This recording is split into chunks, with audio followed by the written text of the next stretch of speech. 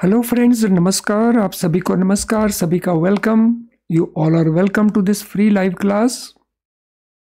Friends, live class में जितने students already join कर चुके हैं वो क्विकली कंफर्म कर देंगे आपका ऑडियो वीडियो आपको एक्सेसिबल है। So please confirm your audio video is accessible to you. तो जितने स्टूडेंट ऑलरेडी ज्वाइन कर चुके हैं वो कंफर्म कर देंगे क्विकली। तो चलिए शुरू करते हैं आज की इस क्लास को। आज की क्लास में हमारा जो टॉपिक है वो है सिक्योरिटीज एंड चार्जेस, जिसको लेकर के बराबर लगातार क्वेश्चंस पूछे जाते हैं। और ये हमारे जो जनरल बैंकिंग टॉपिक्स का पार्ट है पेपर के अंदर उसको कवर कर रहा है। और ये बेस्ड किसके ऊपर है? या तो आरबीआई की गाइडलाइंस हैं, या आरबीआई की गवर्नमेंट की गाइडलाइंस हैं, या ये इंडियन लॉ के ऊपर बेस्ड है। और जितने भी बैंकर्स हैं वो किसी भी स्केल में हो या किसी भी बैंक में हो तो उनके लिए ये बहुत यूजफुल सेशन है। यहाँ से लगातार क्वेश्चंस पूछे जाते हैं। तो चलिए शुरू करते हैं इसके ऊपर डिस्कशन। तो सिक्योरिटीज एंड चार्जेस में banks obtain different type of security to secure their loan. ये तो हमें पता है कि बैंक अपने लोन को सिक्योर करने के लिए डिफरेंट टाइप की सिक्योरिटीज ऑब्टेन करते हैं। तो कहीं पे वो स्टॉक्स को सिक्योरिटी बना लेते हैं, कहीं पे वो गोल्ड को सिक्योरिटी बना लेते हैं, कहीं पे वो गारंटर को सिक्योरिटी बना लेते हैं, कहीं पे वो व्हीकल को सिक्योरिटी बना लेते हैं। तो अलग अलग टाइप के लोन है और अलग अलग टाइप की सिक्योरिटीज हैं। These securities are primary securities और कोलैटरल सिक्योरिटीज। ये जो सिक्योरिटीज हैं या तो ये प्राइमरी सिक्योरिटीज होती हैं या ये कोलैटरल सिक्योरिटी होती हैं। प्राइमरी सिक्योरिटीज हम उस सिक्योरिटीज को कहते हैं जो एसेट लोन के अमाउंट से क्रिएट होते हैं। तो अगर व्हीकल परचेज किया गया लोन के अमाउंट से तो वो प्राइमरी सिक्योरिटी बन जाएगा। कोलैटरल सिक्योरिटीज वो हैं जो लोन अमाउंट से क्रिएट नहीं होती but still they are created as security in favour of the bank. उनके ऊपर बैंक की फेवर में चार्ज क्रिएट किया जाता है। यानी कोलैटरल पहले से ही अवेलेबल होती हैं लेकिन उनके ऊपर भी बोरोर चार्ज क्रिएट कर देता है बैंक की फेवर में। Bank deal with these securities under provision of different act. तो ये जो डिफरेंट टाइप ऑफ सिक्योरिटीज है इनके ऊपर एक ही एक्ट एप्लीकेबल नहीं होता, इसमें डिफरेंट एक्ट्स एप्लीकेबल बनते हैं।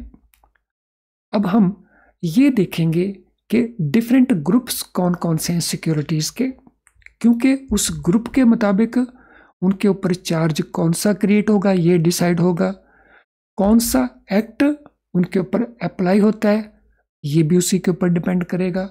उस ग्रुप में फिर कौन कौन सी सिक्योरिटीज आती हैं तो ये भी उसी के अंदर आ जाएगा। तो पहले हम जो ब्रॉडर ग्रुप्स हैं उनको देख लेते हैं।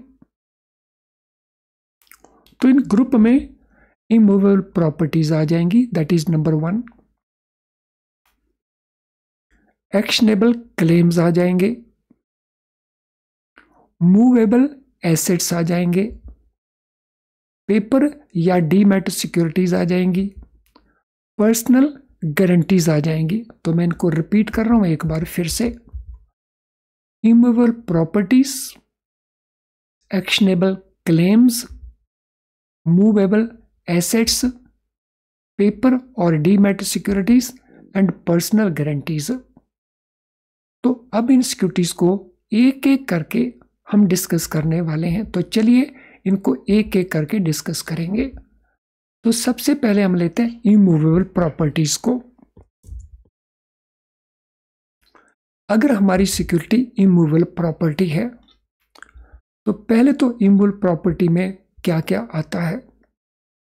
इमूवेबल प्रॉपर्टी में लैंड आ जाएगी, बिल्डिंग्स आ जाएंगी, शिप मूव करता है हमें पता है, लेकिन डिस्पाइट दैट लॉ में चार्जेस एंड सिक्योरिटी के पॉइंट ऑफ व्यू से इसको इमूवेबल में इंक्लूड किया है। इसके अलावा अगर मशीनरी है और मशीनरी एम्बेडेड है टू ग्राउंड, यानी उसको धरती के अंदर इस प्रकार से फिक्स किया जा सका है कि उसको निकाला नहीं जा सकता, तो वो भी इमूवेबल प्रॉपर्टी में आ जाएगी। मशीनरी अदरवाइज मूवेबल का पार्ट होती है, लेकिन एम्बेडेड मशीनरी वो इमूवेबल का पार्ट है। तो I hope this part is clear to all of us. अब इमूवेबल प्रॉपर्टी के ऊपर जो चार्ज क्रिएट होना है वो कौन सा होना है और एक्ट उसको कौन सा कवर करता है। तो पहले हम अंडरस्टैंड करेंगे एक्ट उसके ऊपर कौन सा एप्लीकेबल है। इमूवेबल प्रॉपर्टी के ऊपर जो अवेलेबल एक्ट है वो है ट्रांसफर ऑफ प्रॉपर्टी एक्ट 1882 का। ये एक्ट 1881 का नहीं, 1882 का ये एक्ट है, ट्रांसफर ऑफ प्रॉपर्टी एक्ट 1882। और इसके ऊपर चार्ज कौन सा क्रिएट होता है? इसके ऊपर चार्ज क्रिएट होता है मॉर्टगेज का। सो लैंड मॉर्टगेज होगी, बिल्डिंग मॉर्टगेज होगी, शिप मॉर्टगेज होगा, मशीनरी एम्बेडेड टू ग्राउंड, तो उसको भी मॉर्टगेज किया जाएगा। तो ये डिटेल था हमारा इमूवेबल प्रॉपर्टी का। अब हम नेक्स्ट टाइप के चार्ज को देखते हैं। नेक्स्ट हमारा है actionable claim security. Actionable claim, actionable claim होते हैं अनसिक्योर्ड डेट। कोई भी ऐसा लोन जिसमें ना तो हमें मॉर्टगेज अवेलेबल है, ना हमें प्लेज अवेलेबल है, ना हमें हाइपोथिकेशन अवेलेबल है, तो वो बन जाएगा अनसिक्योर्ड लोन। तो अनसिक्योर्ड डेट, अनसिक्योर्ड लोन को हम कहते हैं एक्शनेबल क्लेम। पहले एक्शनेबल क्लेम में कौन कौन सी सिक्योरिटीज आएंगी?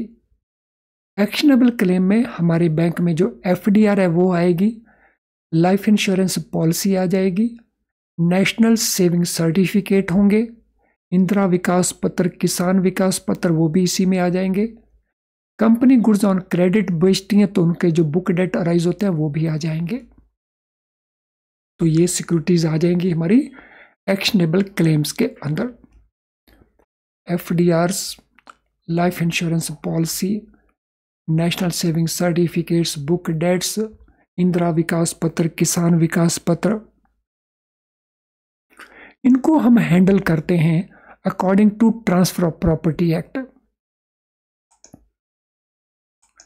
तो जिस एक्ट में हम हैंडल करते हैं इमूवेबल प्रॉपर्टीज को, उसी में हम एक्शनेबल क्लेम्स को हैंडल करते हैं। यानी जो लीगल प्रोविजंस हैं वो एक्शनेबल क्लेम के वाले, वो भी ट्रांसफर ऑफ प्रॉपर्टी एक्ट का पार्ट है। इनके ऊपर जो हम चार्ज क्रिएट करते हैं उसको हम कहते हैं assignment. So charge which is created on these assets is known as assignment charge.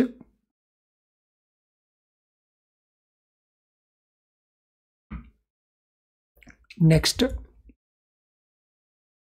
Movable assets. So movable assets ऐसे एसेट्स जिनको हम one place to another place shift कर सकते हैं, जैसे हमारी गुड्स हैं, स्टॉक्स, जैसे मशीनरी है, जैसे व्हीकल्स हैं, और भी ऐसा कोई asset which can be shifted from one place to another place, तो वो आ जाएंगे हमारे मूवेबल एसेट्स के अंदर। इनसे रिलेटेड जितने भी चार्जेस हैं उनको हम किस एक्ट के द्वारा हैंडल करते हैं? तो इनके ऊपर अप्लाई होता है इंडियन कॉन्ट्रैक्ट एक्ट। तो मूवेबल एसेट्स के ऊपर जो चार्ज हम क्रिएट करेंगे वो इंडियन कॉन्ट्रैक्ट एक्ट इसके ऊपर एप्लीकेबल बनता है। अब इनके ऊपर चार्ज कौन सा क्रिएट होगा? इनके ऊपर लियन क्रिएट हो सकता है, इनके ऊपर प्लेज क्रिएट होता है। तो अगर वो सिक्योरिटीज हैं, जैसे शेयर्स हैं, जैसे बॉन्ड्स हैं, जैसे डिबेंचर्स के अगेंस्ट हमने लोन देना है, तो फिर लियन क्रिएट किया जाएगा। और अगर वो गुड्स हैं, स्टॉक्स हैं, तो फिर उसके ऊपर प्लेज किया जाएगा।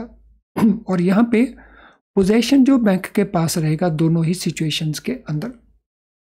तो अगर ये पोजेशन बैंक के साथ रहता है तो फिर या लियन क्रिएट होगा या प्लेज क्रिएट होगा मूवेबल एसेट्स के ऊपर।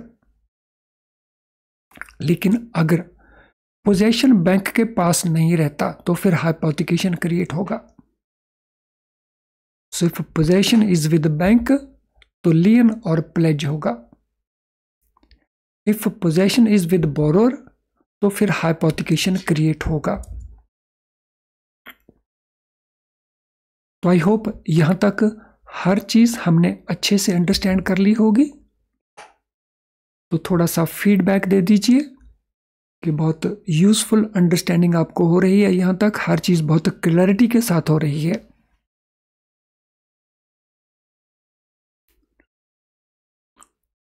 तो पेपर के अंदर अगर हमें क्वेश्चन पूछा जाए कि एफडीआर के ऊपर कौन सा चार्ज क्रिएट करेंगे, तो हमने लियन आंसर नहीं देना है, हमने आंसर देना है एफडी के ऊपर चार्ज क्रिएट होगा असाइनमेंट का। तो ये ध्यान रखना, पेपर में अगर मार्क्स लेने हैं तो असाइनमेंट को टिक करोगे। डे टू डे बैंकिंग में आप लियन बोलते रहें, उससे कोई फर्क नहीं पड़ता पेपर में। चलिए अगली हमारी सिक्योरिटी है पेपर और डीमैट सिक्योरिटीज। ऐसी सिक्योरिटीज जो डीमैट फॉर्म में होती हैं या पेपर फॉर्म में होती हैं, जैसे हमारे पास शेयर्स हैं, बॉन्ड्स हैं, डिबेंचर्स हैं। सो शेयर्स हैं, बॉन्ड्स हैं, डिबेंचर्स हैं। तो इनके ऊपर इंडियन कॉन्ट्रैक्ट एक्ट एप्लीकेबल होता है। सो पेपर या डीमैट सिक्योरिटीज को हमने मूवेबल सिक्योरिटीज में नहीं लेंगे। उनके ऊपर चार्ज तो लियन क्रिएट होगा, लेकिन वो मूवेबल एसेट का पार्ट नहीं है, उसकी क्लासिफिकेशन इनकी अलग है। तो एक्ट एप्लीकेबल है इंडियन कॉन्ट्रैक्ट एक्ट, और चार्ज इनके ऊपर है लियन। तो जब भी हमने लोन देना है अगेंस्ट शेयर्स तो हम लियन क्रिएट करेंगे। देन लास्ट हमारा ग्रुप है पर्सनल गारंटीज। प्रमोटर्स का पर्सनल गारंटी, थर्ड पार्टीज का पर्सनल गारंटी। तो ये पर्सनल गारंटी प्रमोटर्स की भी हो सकती है और ये थर्ड पार्टीज की भी हो सकती है। तो यहां पे जो एक्ट एप्लीकेबल वो इंडियन कॉन्ट्रैक्ट एक्ट है। तो जो गारंटीज हम लेते हैं उसमें हमें इंडियन कॉन्ट्रैक्ट एक्ट को कंप्लाई करना होता है, और इसमें कोई चार्ज क्रिएट नहीं होता, रादर पर्सनल लायबिलिटी क्रिएट होती है ऑफ द गारंटर। तो गारंटर उस लोन को रीपे करने के लिए पर्सनली लायबल बन जाता है। तो there is personal liability of the guarantors.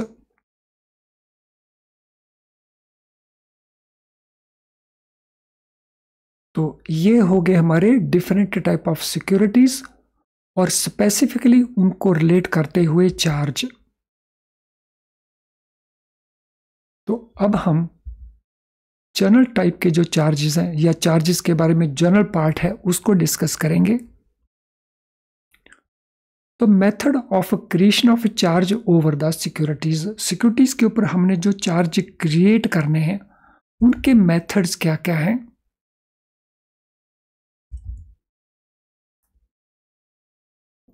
सो ये चार्ज हम क्रिएट करते हैं by obtaining security and loan documents. तो जब भी हम चार्ज क्रिएट करेंगे तो उसको क्रिएट करने के लिए क्या करेंगे, हम सिक्योरिटीज ऑब्टेन करेंगे या लोन डॉक्यूमेंट ऑब्टेन करेंगे। तो ब्रॉडली जब हम लोन डॉक्यूमेंट साइन करवाते हैं तो उससे चार्ज क्रिएट हो जाता है। मेनी टाइम क्वेश्चन पूछा गया है पारिपाशु चार्ज हम किस चार्ज को कहते हैं। So what is pari passu charge. So pari passu charge इसको तब क्रिएट करते हैं जब दो या दो से ज्यादा बैंक उसमें इन्वॉल्व हो और वो एक फॉर्मल एग्रीमेंट करते हैं आपस में, जिसके बेसिस के ऊपर वो लोन प्रोवाइड करते हैं बोरोर को। उस केस में उनका जो शेयर होता है सिक्योरिटी के अंदर, वो उनकी जो रेशियो होती है लोन आउटस्टैंडिंग की, अकॉर्डिंग टू दैट होता है। तो उसको हम कहते हैं पारिपाशु चार्ज। सो जब चार्ज को शेयर किया जाता है in the ratio of respective loans तो वो चार्ज बन जाता है pari passu charge. So pari passu charge it mean here we are talking about consortium loans. So consortium loans वो लोन्स हैं जहां एक से ज्यादा बैंक होते हैं और वो एग्रीमेंट के थ्रू एक बोरोर को फाइनेंस करते हैं, वो आपस में एग्रीमेंट करते हैं। अगर वो एग्रीमेंट के थ्रू नहीं करते तो फिर वो कंसोर्टियम नहीं होता, वो फिर मल्टीपल बैंकिंग हो जाता है। फ्लोटिंग चार्ज क्या होते हैं? So what is a floating charge? So floating charge हम उन चार्जेस को कहते हैं जो उन एसेट के ऊपर क्रिएट होते हैं, जो रोटेट होते रहते हैं। जैसे स्टॉक है, कैश क्रेडिट स्टॉक लिमिट के अंदर तो हम बोरोर को कैश क्रेडिट स्टॉक्स के अगेंस्ट लिमिट सेट करते हैं। तो उनमें स्टॉक्स क्या होते हैं? कभी वो रॉ मटेरियल की फॉर्म में होते हैं स्टॉक्स, कभी वो स्टॉक प्रोसेस की फॉर्म में होते हैं जिनको हम SIP कहते हैं, और these could be finished goods also. और ये रोटेट होते रहते हैं आपस में। तो इस प्रकार की सिक्योरिटी के ऊपर जो भी चार्ज क्रिएट होगा जो स्पेसिफिक नहीं है, इट इज नॉट स्पेसिफिक, क्योंकि ये रोटेट हो रही है, तो उस चार्ज को हम कहते हैं फिक्स्ड चार्ज। एक टर्म आती है, सॉरी, उसको हम कहते हैं फ्लोटिंग चार्ज। एक टर्म आता है फिक्स्ड चार्ज। तो फिक्स्ड चार्ज क्या होता है? सो fixed charge is the charge which is created on those assets which remain same during entire period of the loan. तो ये चार्ज उन एसेट के ऊपर क्रिएट करते हैं जो थ्रू आउट लोन पीरियड एक जैसा ही एसेट बना रहेगा। जैसे व्हीकल लोन है, व्हीकल लोन में अगर हमने कार को फाइनेंस किया है तो थ्रू आउट हमारी यही सिक्योरिटी बनी रह जाएगी, सेम कार हमारी सिक्योरिटी बनी रहेगी। तो अगर सिक्योरिटी स्पेसिफिक है तो हम उसको कहते हैं फिक्स्ड चार्ज। इसके ऊपर अगर चार्ज क्रिएट किया जाए तो we call it fixed charge. तो अब फ्लोटिंग चार्ज क्या है, पैरी पाशु चार्ज क्या है, फिक्स्ड चार्ज क्या है, और ये किन एसेट के ऊपर किन सिचुएशन में क्रिएट होते हैं। So all these matters I am sure अब आपको एकदम क्लियर हो रही होंगी। तो चलें अब हम इसके ऊपर बेस्ड जो क्वेश्चंस बनते हैं क्विकली उनको कवर कर दें। अब आंसर आपने प्रोवाइड करना है अपनी कॉपी के अंदर। तो ये पहला क्वेश्चन है, what type of properties fall under category of immovable property.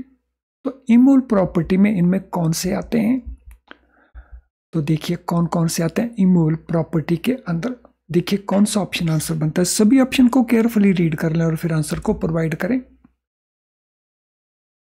सो जो लाइव क्लास को प्रेजेंटली वॉच कर रहे हैं तो वो चैट बॉक्स में आंसर दे देंगे, लेकिन जो रिकॉर्डेड वर्जन को देख रहे हैं वो आंसर प्रोवाइड करेंगे, अपनी कॉपी में लिख लेंगे और फिर कंपेयर कर लेंगे आंसर को। तो ये चार्ज जो इमूवेबल प्रॉपर्टी के ऊपर है इसमें कौन कौन सी गुड्स फॉल करती हैं? इसमें लैंड होती है, बिल्डिंग होती है, शिप होता है। तो गुड्स इसमें नहीं होते इसलिए ये नहीं बन सकता, ये बन जाएगा। शेयर्स, बॉन्ड्स, डिबेंचर नहीं होते। FD, LIC पॉलिसी ये भी उसमें नहीं होते। तो ऑप्शन बी हमारा आंसर बन जाएगा। So land, building and ship. Under which act does charge related to immovable properties fall. Immovable properties को रिलेट करता हुआ चार्ज कौन सा है? So that is what we have to tell. Sorry friends, तो हमारा चार्ज कौन सा बनता है? सो अंडर विच एक्ट जो चार्ज इमूवेबल प्रॉपर्टी के ऊपर बनता है वो किस एक्ट में फॉल करता है ये हमने बताना है। इंडियन कॉन्ट्रैक्ट एक्ट है, कंपनीज एक्ट है, ट्रांसफर ऑफ प्रॉपर्टी एक्ट है, या सेल ऑफ गुड्स एक्ट है। तो हमने बताना है एक्ट का नाम।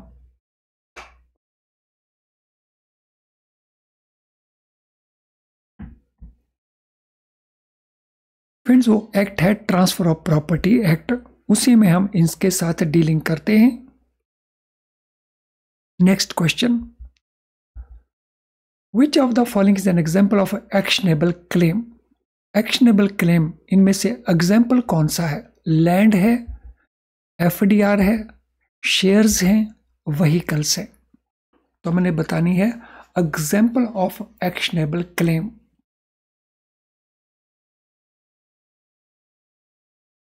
सो लैंड है, एफडीआर है, शेयर है या व्हीकल्स हैं। तो एफडीआर जो हैं ये एक्शनेबल क्लेम्स हैं, बिकॉज एफडीआर जब हम इशू करते हैं तो कस्टमर को हम कोई सिक्योरिटी ऑफर नहीं करते, केवल उसको रिसीट दे देते हैं, पेपर रिसीट। तो इसीलिए एफडीआर एक एक्शनेबल क्लेम है। और लॉ के अंदर एफडीआर के ऊपर जो चार्ज क्रिएट करते हैं ऑलरेडी मैं बता चुका हूं, उस चार्ज को हम कहते हैं assignment. Next question, what type of charge is associated with actionable claims. Associated कौन सा है चार्ज एक्शनेबल क्लेम्स के ऊपर, ऑलरेडी मैं बता चुका हूं यहां पे। सो इट इज कॉल्ड असाइनमेंट। तो जितने भी एक्शनेबल क्लेम्स हैं, हम लाइफ इंश्योरेंस पॉलिसी के अगेंस्ट लोन देते हैं, एनएससी के अगेंस्ट लोन देते हैं, बुक डेट के अगेंस्ट लोन देते हैं। पेपर में अगर हमने मार्क्स लेने हैं तो हम लियन वियनर नहीं कहेंगे, हम आंसर प्रोवाइड करेंगे असाइनमेंट, तो हमें नंबर उसके मिल जाएंगे। अगर लियन करेंगे तो फिर आपको मार्क्स नहीं मिल पाएंगे। फ्रेंड, इससे पहले कि हम अगले पार्ट को कवर करें और क्वेश्चंस को कवर करें, this is very important information for you. Free live class, this is very very useful to score better. और प्रमोशन एग्जाम में तो हमने मैक्सिमम स्कोर करना होता है, तो उसके लिए ये क्लास बहुत यूजफुल है, तो इसको मिस मत करिए। लेकिन ये भी ध्यान रखें, is it enough to pass the exam? No, it is not enough to pass the exam. Exam को पास करने के लिए हमें फुल सिलेबस को कवर करना होगा। तो अगर हम आधे अधूरे सिलेबस को कवर करेंगे तो फिर प्रमोशन एग्जाम के लिए जो मार्क्स हमें चाहिए तो वो हमें नहीं मिल पाएंगे। और उसमें आपको इंटरनल सर्कुलर्स को भी करना है जो आप अपने लेवल के ऊपर करते हैं। उसमें आपने जनरल बैंकिंग को भी करना है जिसमें आरबीआई की गवर्नमेंट की गाइडलाइंस है, इंडियन लॉ है। तो ये सारे के सारे आपने कवर करने हैं। तो इंटरनल सर्कुलर आप अपने लेवल के ऊपर कवर करते हैं। इस हमारी लाइव क्लास में हम जनरल बैंकिंग को कवर करते हैं, लेकिन जनरल बैंकिंग क्योंकि बहुत वास्ट है, इसमें हम इसका थोड़ा सा पोर्शन ही कवर कर पाते हैं because of the time constraint. और आपको फुल सिलेबस को कवर करना है, उसके लिए आप यूज कर सकते हैं हमारे best quality very low priced video lessons, उनको यूज कर सकते हैं। प्रैक्टिस करने के लिए आप हमारे क्वेश्चन बैंक को यूज कर सकते हैं। अगर आपको हमारा पीडीएफ स्टडी नोट्स चाहिए तो वो भी मिल जाएंगे। आरबीआई की नोटिफिकेशन की कम से कम 1 साल उसको आपको ज़रूर देख लेना चाहिए, उसकी समरी भी आपको मिल जाएगी। इसके अलावा गवर्नमेंट की स्कीम्स हैं बहुत सारी, उनके ऊपर भी क्वेश्चंस पूछे जाते हैं, वो भी आपको हमारे यहाँ से मिल जाएंगे। और मिलेंगे कहाँ पे? हमारी ऐप के थ्रू या हमारी वेबसाइट के थ्रू आप इनको यूज़ कर सकते हो। आज के सेशन से रिलेटेड अगर आपका स्टिल कोई क्वेश्चन हुआ तो हमारे कमेंट बॉक्स में, जो वीडियो का कमेंट बॉक्स है वहाँ पे टाइप कर देंगे। और इस सेशन को अगर आप लाइक कर देते हैं तो ज़रा अभी लाइक कर देंगे, तो इस सेशन को लाइक कर दीजिए ताकि YouTube इसको ज़्यादा से ज़्यादा और लोगों को दिखाने की कोशिश करता है। क्योंकि आपका लाइक करना केवल लाइक करना नहीं होता, आपका लाइक करने का मीनिंग है कि आप सजेस्ट कर रहे हैं YouTube को कि इसको और बहुत सारे लोगों को दिखाया जाए। तो कोशिश करें इसको लाइक कर दें, अभी लाइक कर दें। और लाइक आपने लाइक बटन को पुश करके करना है, चैट बॉक्स में टाइप करके नहीं बताना है। सो इसके लिंक को शेयर कर सकते हैं। चैनल अगर आपने सब्सक्राइब नहीं किया तो हमारे नोटिफिकेशंस आपको नहीं मिल रहे होंगे, जिसके कारण आप हमारी कई क्लासेस को मिस कर रहे होंगे। अगर आप चाहते हैं कि आप क्लासेस को मिस ना करें तो चैनल को बेल आइकन के साथ पुश करके सब्सक्राइब कर लेना। बेल आइकन आपको ने साथ में जरूर पुश कर लेना है। चलिए आगे चलते हैं। अगला question, which act governs movable assets like goods, machinery and vehicles. तो कौन सा एक्ट गवर्न करता है? तो companies act, Indian contract act, sale of goods act या ट्रांसफर ऑफ प्रॉपर्टी एक्ट, कौन सा एक्ट गाइड करता है, गवर्न करता है mainly? So it is Indian contract act.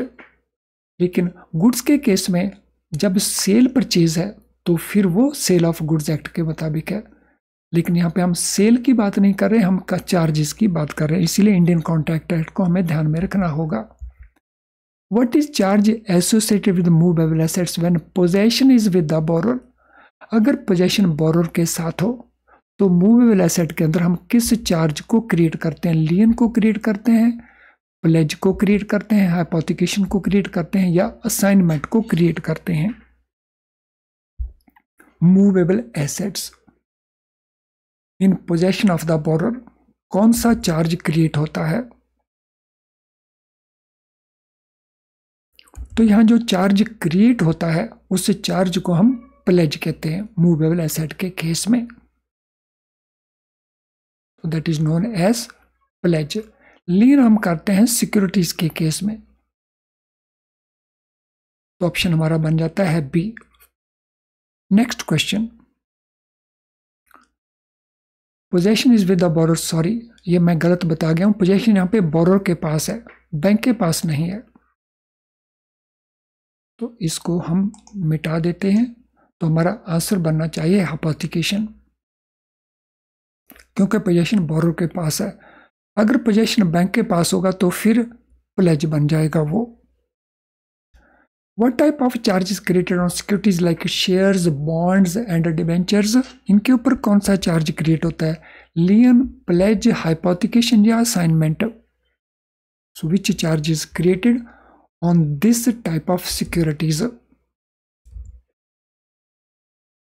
तो इनके ऊपर जो हम चार्ज क्रिएट करते हैं वो चार्ज होता है हमारा लियन।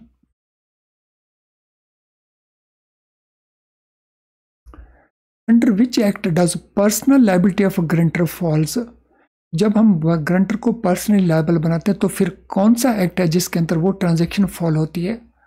इंडियन कॉन्ट्रैक्ट एक्ट है, ट्रांसफर ऑफ प्रॉपर्टी एक्ट है, सेल ऑफ गुड्स एक्ट है या वो कंपनीज एक्ट है? सो ग्रंटर को कौन सा एक्ट गवर्न करता है गारंटीज को?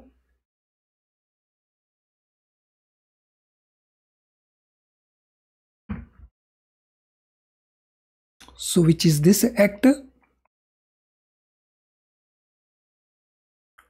फ्रेंड्स, ये एक्ट हमारा बनता है Indian contract act. What type of method of creation of charge on securities?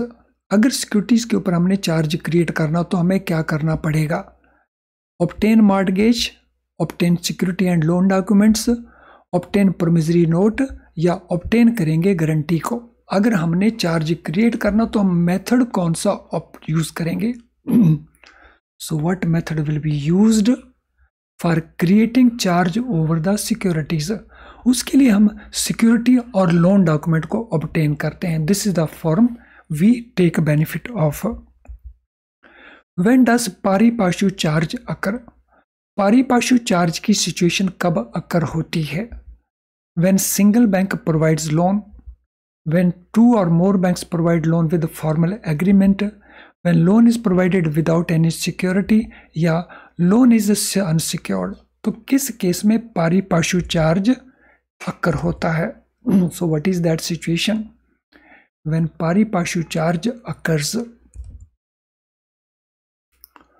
Pari passu charge occurs in which of these situations? So it occurs जब दो या दो से ज्यादा बैंक मिलकर के लोन देते हैं।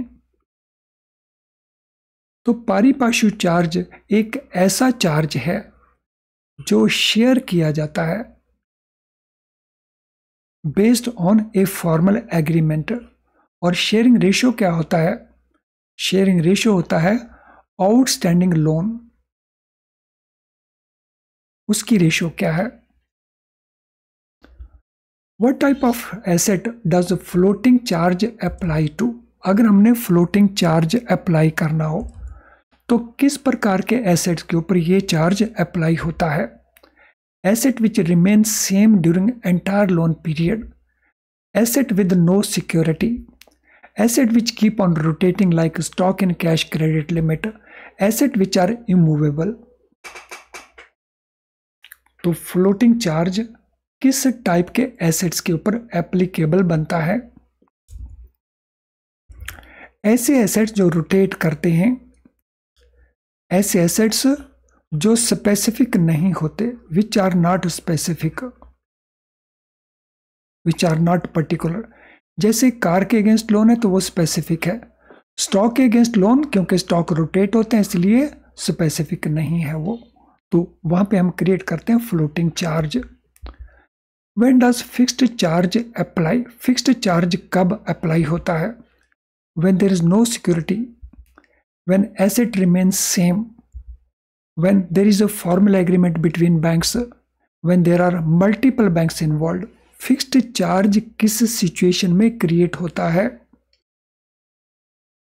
तो कौन सी वो सिचुएशन है? तो फिक्स्ड चार्ज क्रिएट होता है ऐसे एसेट्स के ऊपर जो स्पेसिफिक हैं। जैसे एग्जांपल हमने नोट की थी कार की, तो वहां पे फिक्स्ड चार्ज अप्लाई होता है।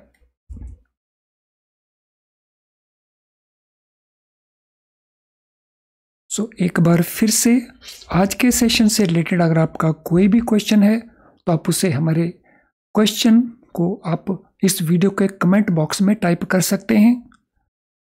अगर आपकी कोई जनरल क्वेरी है तो आप उसे इस ईमेल आईडी के ऊपर हमें भेज सकते हैं, हम सूटेबली आंसर करके आपकी हेल्प करेंगे। सेशन अगर आप यूजफुल लगा है तो उसको लाइक करें, उसको शेयर कर दें। चैनल अगर सब्सक्राइब नहीं किया है तो उसको बेल आइकन के साथ सब्सक्राइब कर लें। तो अब हम इस सेशन को वाइंड अप करेंगे और इसके ऊपर डिस्कशन हम नेक्स्ट लेसन में कंटिन्यू करेंगे। So thank you friends and all the best.